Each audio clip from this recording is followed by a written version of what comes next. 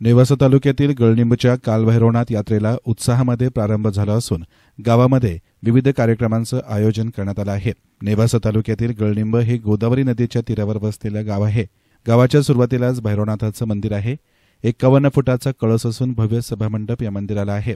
महाराष्ट्रामध्ये अनेक कालभैरवनाथांची मंदिरं असून त्यापैकी गळनिंब एक आहे। परिसरातील भाविकांचं श्रद्धास्थान असून कालभैरवनाथाची 31 इंची भव्य मूर्ती या ठिकाणी असून दररोज सकाळी आणि संध्याकाळी नियमित आरती केली जाते। गावातील सर्व भाविकांची दिवसाची सुरुवात कालभैरवनाथाच्या दर्शनानंच होते। मार्गशीर्ष कृष्णाष्टमीला त्यांचा जन्मोत्सव साजरा करण्यात येतो। चैत्र महिन्यातील शेवटच्या रविवारी कालभैरवनाथाची यात्रा भरते। येथे सर्व जाती धर्माचे लोक एकत्र येऊन आनंद घेतात। या काळात मंदिरावर आकर्षक विद्युत रोषणाई केली जाते। यात्रेच्या दिवशी रात्री कालभैरवनाथाची मिरवणूक निघून दुसऱ्या दिवशी बैलगाडा शर्यत होते। गळनिंब येथील भाविकांची कालभैरवनाथावर नितांत भक्ती असून नवसाला पावणारं देवस्थान अशी लोकांची श्रद्धा आहे। रविवारी सायंकाळी भव्य पालखी सोहळा संपन्न झाला तर सोमवारी सकाळी 11 वाजता भव्य बैलगाडा शर्यतीचं आयोजन करण्यात आलं होतं। मंगळवारी सायंकाळी नागरिकांना छावा चित्रपट दाखवण्यात येणार असून दिनांक 23 रोजी रात्री 8 वाजता ऑर्केस्ट्रा कार्यक्रम होणार असल्याचं उपसरपंच विजय घावटे यांनी सांगितलं। श्री कालभैरवनाथ महाराजांची यात्रा मोठ्या उत्साहामध्ये पार पडत आहे। जुन्या गावापासून ही यात्रा मोठ्या आणि उत्साहामध्ये पार पडत आलेली आहे आणि आजपर्यंत यात्रेचा उत्साह तर सुंदरच वाढलेला आहे आणि दिवसेंदिवस तो वाढतच आहे। गावामधून सर्व गावकऱ्यांनी मोठ्या प्रमाणामध्ये यात्रेसाठी वर्गणी वगैरे सर्व व्यवस्थित जमा झालेले आहे आणि आज बैलगाडा शर्यतीचा कार्यक्रम इथे चालू आहे।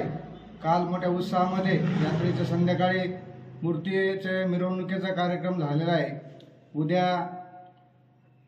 उद्या संध्याकाळी 8 वाजता संभाजी महाराजांच्या जीवनावर जो चित्रपट छावा आलेला आहे तो चित्रपट आम्ही यात्रा कमिटी दाखवणार आहोत। तसेच परवा दिवशीही संध्याकाळी 8 वाजता ऑर्केस्ट्रा कार्यक्रमाचं नियोजन झालेलं आहे। ऑर्केस्ट्रा दाखवणार आहोत। अशा प्रकारे भरगच्च कार्यक्रम यात्रेमध्ये आहे आणि सर्व गावाची परिसराची जवळजवळ तालुक्याची श्रद्धा भैरवनाथांवर आहे।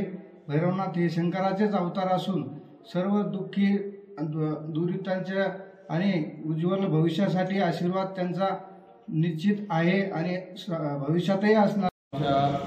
यात्रेविषयी सांगायचं झालं तर एक 50 वर्षापासूनची ही यात्रा चालू आहे आणि या यात्रेनिमित्त या 5-7 वर्षात एक भव्य दिव्य असं मंदिर झाल्यामुळं गावात उत्साह वाढला। त्याच्यामुळं गावातील लोक भरभरून हे देतात, वर्गणी देतात। त्या निमित्तानं आम्हाला कार्यक्रम भरपूर ठेवता येतात। त्यामुळं गावाची यात्रा आता म्हणजे पंचक्रोशीत दिसून यायला लागलेली।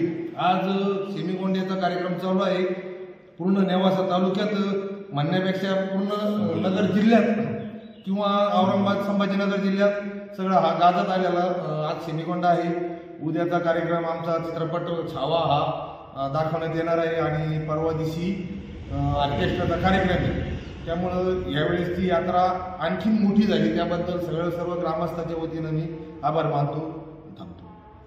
दिवसाचा आरंभ जो आहे तो त्या कालभैरवनाथ दर्शनाने त्या ठिकाणी प्रारंभ करत असतात आणि यात्रे दिवशी सर्वजण या ठिकाणी एकत्र येत असतात। ही यात्रा जी आहे ती